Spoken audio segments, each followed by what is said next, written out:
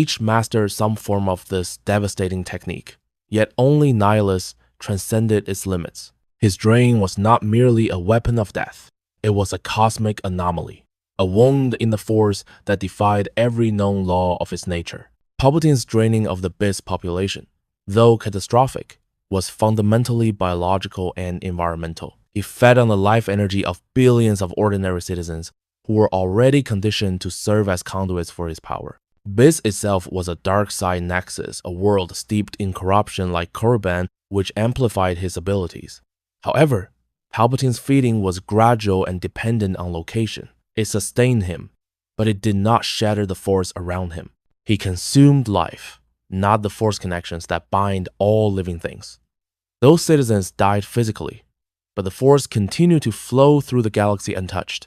Wish's ritual anathema was more impressive in scale, a planetary annihilation that drained every living being and left the world utterly sterile. Yet, even that was a constructed ritual, not a spontaneous act. It required elaborate preparation, hundreds of Sith lords, and ancient Sith sorcery to channel the energy into Viche's body. The ritual was not born purely from his innate power. It was engineered. The aftermath, the creation of a void world, was not permanent, and even worse, it was localized. Emperor Vitiate could not reproduce it freely without the same extensive preparation. Darth Nihilus, by contrast, was a wound. His existence after the destruction of Malachor V was no longer that of a man channeling the Force. He became a vacuum within it. His hunger was spontaneous, metaphysical, and self-sustaining. Where others used the dark side to drain, Nihilus was the dark side's hunger incarnate. He did not merely drain life energy. He consumed the very connections that tether beings to the Force itself. Victims did not just die, their essence was erased, their presence in the Force extinguished as if they had never existed. That distinction is crucial. Palpatine's drain affected the living. Wish's ritual affected the planet.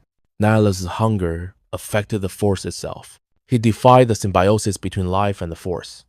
His hunger grew exponentially with every use, transcending mastery into self-destruction, until he became nothing more than a void-consuming reality itself. Where Palpatine and Vitiate harnessed power, Nihilus was power unbound, a wound where the Force could no longer heal. His drain didn't rely on rituals, nexuses, or the concentration of dark energy. It erupted from the very flaw of being severed from the Force and yet still alive. In the hierarchy of Force drain, that makes Nihilus unique. Vitiate could end worlds. Palpatine could sustain his empire.